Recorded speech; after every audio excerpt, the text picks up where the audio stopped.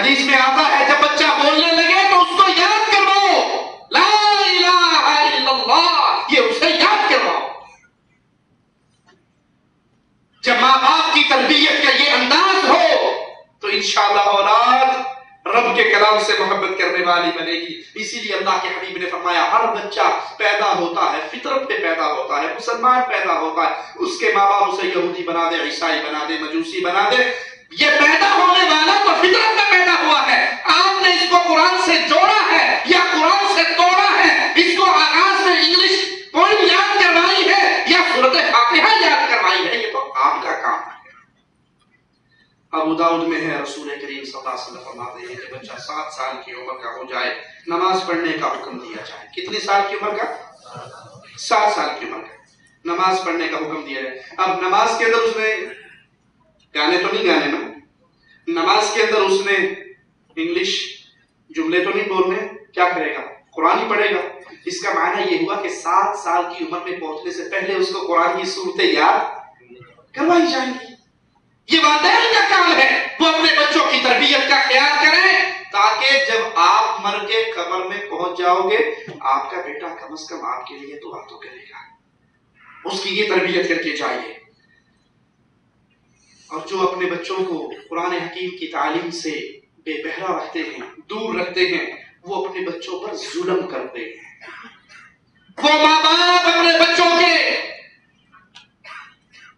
محبت اور پیار کرنے والے نہیں ہیں جن ماں باپ نے اپنے بچوں کا سینہ اللہ کے کلام سے خالی رکھا ہے، بلکہ یہ ظالم ہیں جو اپنے بچوں پر بھی ظلم کر رہے ہیں، جو اپنی اولاد پر بھی ظلم کر رہے ہیں۔ شاید ایسے ہی ظالموں کے بارے میں قرآن حکیم کی یہ آیت ہے، قُلْ إِنَّ الْخَاسِرِينَ الَّذِينَ خَسِرُوا أَنفُسَهُمْ وَأَهْلِيهِمْ يَوْمَ الْقِيَامَةِ، کہو حقیقت میں خسارہ پانے والے تو وہی ہیں جنہوں نے قیامت کے روز اپنے آپ کو اور اپنے اہل عیال کو خسارے میں ڈال دیا۔ جس نے اپنے بچوں کو دین کی تعلیم دی انہوں نے عزت کا سودا کیا، اور جنہوں نے اپنے بچوں کو دین سے دور رکھا یہ اپنے بچوں پر اپنی اولاد پر ظلم کرنے والے ہیں۔ قرآن حکیم سے دوری کا ایک بہت بڑا سبب ٹیلی ویژن کا فتنہ۔ ٹیلی ویژن کے فتنے سے پہلے گھروں کا حال کیا ہوتا تھا؟ ماں باپ صبح فجر کے لیے اٹھتے اور اپنے بچوں کو بھی اٹھاتے، نماز پڑھنے کے بعد امی بھی ابو بھی چارپائی پہ بیٹھ جاتے، قرآن پاک نکال لیتے، یہ بھی تلاوت کرتے، بچوں کو قرآن سیکھنے کے لیے مسجد میں بھیجتے، اور رات کو مغرب کے بعد کھانا ہو جاتا، اس وقت بچوں کو نبی صلی اللہ علیہ وسلم کی سیرت کی کچھ باتیں یاد کروائی جاتی، پڑھائی جاتی، عشاء پڑھ کے سو جاتے۔ جب سے یہ ٹی وی کا فتنہ جس کے ذریعے بے حیائی اور بے غیرتی کا ایک سیلاب ہمارے گھروں میں آیا ہے، تو دادی اماں بھی دادا ابو بھی تسبیح ہاتھ میں لی ہوئی ہوتی ہے اور انڈین فلم کے سامنے بھی بیٹھے ہوئے ہیں۔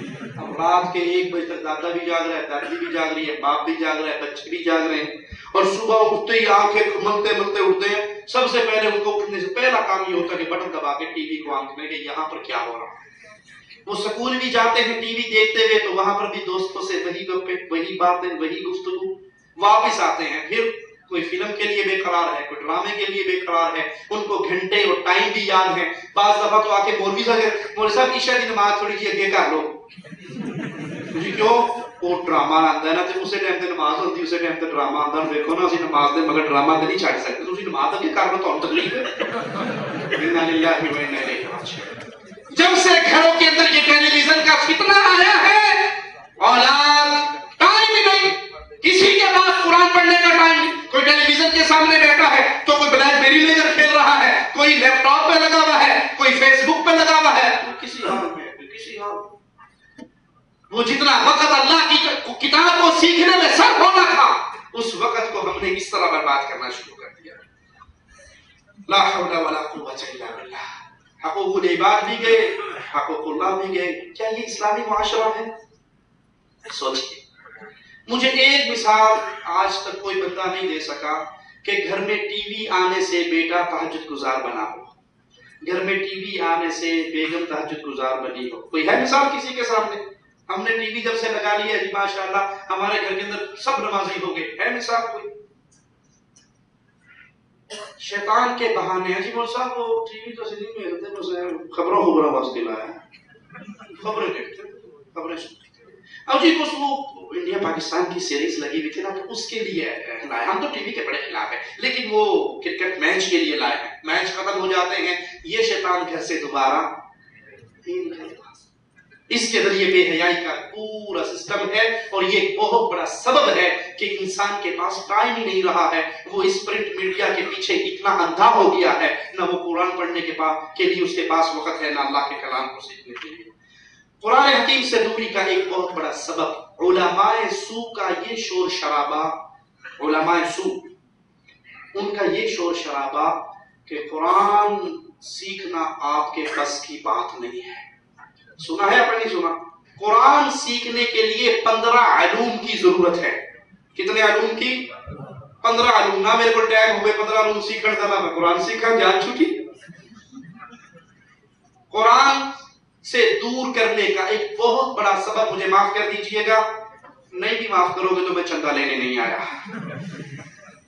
ये उलमाए सू, ये फिरका परस्ती का बुत जो माशरे के अंदर गालिब कर रहे हैं, इन्होंने लोगों को कुरान से जानबूझ के दूर किया है। क्यों? जितनी आवाम कुरान से दूर होगी उतनी जल्दी मौलवी का शिकार होगी, और जितनी वो कुरान से जुड़ी भी होगी उतनी जल्दी मौलवी के चंगल से आजाद हो जाएगी। वो कहते हैं किसी का खामिद मर गया, बीबी कुरान का तर्जुमा पढ़ी हुई थी, मौलवी साहब पहुंच गए, बीबी जी थोड़े खामिद जी राती मेरे ख्वाब च आए सन, ते सरों भी नंगे सन, ते पैरों भी नंगे सन, ते कह रहे सन कि एक पगड़ी भी दे दे, एक जूती भी दे दे, तो सूट भी दे दे। मेरा तो मुक्तदी था, मैंने तो उसको बख्शवाना है, पहुंचाना है, ये मुझे दे दो। बीबी ने जूता उतारा, उसके सर में 4 मारे। बीबी जी आ की कीता? कहते वो खामिद साहब रात मेरे ख्वाब में भी आए थे और कह रहे थे मौलवी तेरे पास आएगा, उसको 4 जूते मार। तेरा खामिद बड़ा अजीब है, मुझे कोई और पट्टी पढ़ाता है, तुझे कोई और पट्टी पढ़ाता है। तो उलमाए सू का ये वावेला है कि कुरान इतनी मुश्किल किताब है, इतनी मुश्किल किताब है कि इसको तुम नहीं समझ सकते, लिहाजा दूर रहो, इसको टच ना करो। अरबी पढ़ लो, लेकिन तर्जुमा तफसीर की तरफ मुंह नहीं करना। उसके लिए जो कुछ हमारी मलफूजात हैं, जो कुछ हमारे हजरत ने लिखा है, उसके ऊपर चलते हैं। और ये बहुत बड़ा धोखा है अकल के भी खिलाफ। मैं आपको मिसाल देकर समझाता हूँ। आपका बच्चा पढ़ेगी क्लास का, उसको उस्ताद ने मैट्रिक की इंग्लिश की बुक लगा दी और ये ऑर्डर भी जारी कर दिया कि बेटा 5वीं क्लास के बच्चे, मैट्रिक की इस इंग्लिश बुक से तेरा इम्तिहान होना है, पास होगा तो पास, फेल होगा तो फेल। बताओ ये उस्ताद जालिम है या नहीं? जी जालिम है कि बच्चे का दिमाग उस लेवल का है नहीं जिस लेवल की बुक उसको दे दी गई है। अल्लाह की अगर ये मान लिया जाए कि कुरान इतनी मुश्किल किताब है कि सिर्फ 2-4 बंदे इसको समझ सकते हैं, मौलवी तबका समझ सकता है और किसी के पल्ले नहीं पड़ सकती, और सारी दुनिया के जन्नत और जहन्नम में जाने का फैसला इसी कुरान में होना है, तो नाउज़ुबिल्लाह अल्लाह का ये जुल्म है हमारे साथ कि उसने इस कुरान की बुनियाद पे जन्नत या जहन्नम देनी है। और कुरान इतनी मुश्किल किताब है जो हमारी समझ में नहीं आ सकती। ये मौलवियों का रवेला है और ये मौलवियों का झूठ है, वगरना कुरान तो बहुत आसान है। कोई है जो इसको सीखे? मेरे रब ने सच फरमाया, कौन है? अल्लाह ने इस कुरान को, इस किताब को बहुत आसान कर दिया। कौन है जो सोचो विचार तो करे? कभी नहीं, आपको जरूरत नहीं है। ये देखिए, ये हमारे हज़रत की किताब है, ये कुरान और हदीस का निचोड़ है। क्या है? कुरान और हदीस का निचोड़। मैं उस निचोड़ पे मिसाल देके समझाऊं। बाजार में अनार मिलते हैं ना, आजकल सीजन भी है अनार का। अनार आपने 2-3 ले लिए, आपके घर में जूसर मशीन है, आपने उसके दाने निकाले, जूसर में डाले, आपके पास 2 चीजें आ गई, एक क्या? जूस, और दूसरे छिलके। छिलके संभाल के रख लोगे ना, सुबह दोपहर शाम 1 चम्मच खाया करोगे, हैं? छिलके कहां जाते हैं? जुबाने में, और जूस पी लिया जाता है। नाउज़ुबिल्लाह सुम्मा नाउज़ुबिल्लाह। जालिमों, अपने जुल्म के इस जुमलों को तो देखो। तुम कहते हो कि हमारे बुजुर्गों ने कुरान और हदीस का निचोड़ निकाला, नीचे से फज़ाइल अमाल, बहिश्ती ज़ेवर, हजरत की मनफूजात निकली, अब ये हमारे लिए काफी। तो नाउज़ुबिल्लाह कुरान में से असल चीजें तो इधर निकल आई, बाकी क्या बचा? ला हौला वला कुव्वता इल्ला बिल्लाह, इन्ना लिल्लाहि व इन्ना इलैहि राजिऊन। तो कुरान से दूरी का एक बहुत बड़ा सबब उलमाए सू का, ईमान परस्त, पीर परस्त और कब्र परस्त मौलवियों का یہ واویلا ہے کہ تم قرآن نہیں سیکھ سکتے، تم قرآن نہیں سمجھ سکتے، لہذا تم قرآن سے دور رہو۔ کئی مولوی تو ایسے ہیں تو کہتے ہیں بھائی اگر قرآن پڑھو گے گمراہ ہو جاؤ گے۔ مولانا ذکریہ صاحب لکھتے ہیں اپنے پیر کا قصہ کہ وہ ہمارے حضرت کے بیعت ہو گئے، بیعت ہونے کے فوراً بعد پیر صاحب نے اپنے شاگرد کو حکم دیا تم ذکر اذکار کرو جو ہم نے سکھا دیے ہیں وہ کرو، اور باقی وہ مفتی تھے بہت بڑے، ان کے وہ جو نئے مرید بنے تھے ان سے کہا کہ فتویٰ دینا چھوڑ دو، کہ حدیثیں پڑھنی چھوڑ دو۔ پیر صاحب کو پتہ لگا کہ کسی وقت یہ چھپ کے قرآن بھی پڑھتے ہیں، تو پیر نے آرڈر کیا کہ آج کے بعد تم چھپ کے قرآن بھی نہیں پڑھو گے، قرآن سے بھی دور کر دیا۔ یہ وہ مفتی ہیں، یہ وہ پیر ہیں، یہ وہ مولوی ہیں جن کے پیٹ کے دھندے کے درمیان قرآن ایک دیوار بن کے کھڑا ہو جاتا ہے۔ آئیے میں آپ کو بتاتا ہوں کہ یہ پیر پرست امام پرست مولوی قرآن سے لوگوں کو دور کیوں رکھنا چاہتے ہیں، کیونکہ قرآن حکیم کی تعلیمات ان کے خانقاہی دین کی اینٹ سے اینٹ بجاتی ہے۔ اہل شرک کا عقیدہ ہے بزرگ اپنی قبروں میں زندہ ہے، المحنت علی المفنت علماء دیوبند کی مشہور اتھینٹک بک ہے، اس کے اندر وہ لکھتے ہیں کہ رسول اللہ صلی اللہ علیہ وسلم اپنی قبر میں دنیا کی زندگی کے ساتھ زندہ ہیں۔ احمد رضا خان بریلوی ملفوظات احمد رضا میں لکھتے ہیں نعوذ باللہ ثم نعوذ باللہ، انبیاء اپنی قبروں میں زندہ ہیں، صرف زندہ ہی نہیں ان کی بیوییں پیش کی جاتی ہیں جن سے وہ شاباشی بھی کرتے ہیں۔ انا للہ و انا الیہ راجعون وما یشعرون ایہا یبعثون، ان کو تو یہ بھی شعور نہیں ہے کہ ہمیں دوبارہ اٹھایا کب جانا۔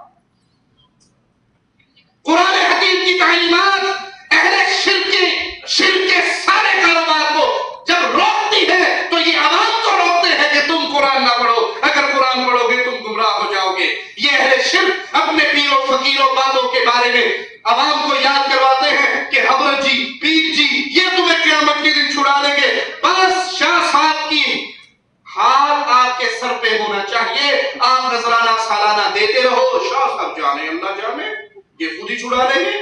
کو بی بی پیر صاحب کی زیارت کے لیے گئی، با پردہ باحیا عورت تھی، تو اس نے کہا بی بی پردہ کر دی ہے؟ انہوں نے کہا جی پردہ مسلمان عورت ہوں۔ کہا بے وقوف، شاہ صاحب سے پردہ کرتی ہے، اگر دنیا میں شاہ صاحب نے تیرا منہ نہ دیکھا تو قیامت میں کیسے پہچان کے بخشوائیں گے؟ وہ پھاٹک کرو جلدی۔ یہ ان کے پیٹ کا دھندا ہے، یہ کاروبار ہے۔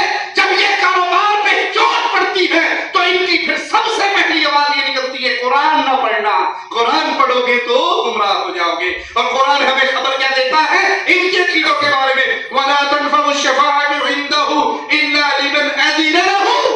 یہ تو کہتے ہیں پیر عبد القادر جیلانی کے رجسٹر کے اندر سارے مریدوں کے نام ہیں اور اللہ نے ساروں کو معاف کر دیا ہے، جیلانی بابا نے سب کو بخشوا لیا ہے، فلاں پیر نے سب کو بخشوا لیا ہے۔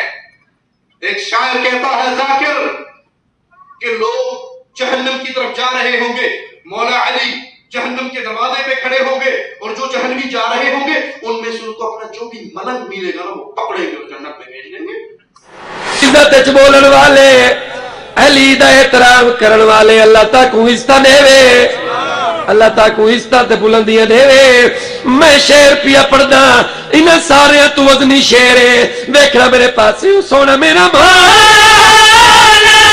اللہ دے کریم علی سونا میرا مولا اللہ دے کریم علی۔ او دوزخ دے بوئے تو ہاتھ دب کے، دوزخ دے بوئے تو ہاتھ دب کے تے جنت پہنچا جان دے او دلج پاس۔ یہ وہ کاروبار ہے، یہ وہ دھندے ہیں، یہ وہ منتھلیاں لینے کا طریقہ ہے، یہ وہ مال کمانے کا طریقہ ہے۔ جب لوگ قرآن پڑھتے ہیں تو یہ عقیدے چھوڑ کر وہ اہل توحید بن جاتے ہیں، اور جب عوام اہل توحید بنتی ہے تو ان کے پیٹ میں مروڑ اٹھتا ہے اور یہ کہتے ہیں قرآن نہ پڑھنا، قرآن سے دور رہو، کیونکہ اگر تم قرآن سیکھو گے تو گمراہ ہو جاؤ گے۔ یہ لوگوں کو شفا کے لیے قبروں کی خاک چٹاتے ہیں، یہ بابا کی بیری کے نیچے چادر بچھواتے ہیں اور سمجھتے ہیں بابا کی بیری کا پیر گرے گا تو بیٹا ہوگا، پتا گرے گا تو بیٹی ہوگی۔ میں پوچھتا ہوں تنکا گرے گا تو پھر کیا ہوگا؟ تنکا تو گر سکتا ہے، کوئی اوپر بیٹھا ہو تو پرندہ کاٹ کے تنکا پھینک سکتا ہے، مولوی صاحب پھر کیا ہوگا؟ یہ وہ دھندے ہیں، یہ وہ کاروبار ہے، یہ وہ خانقاہی نظام ہے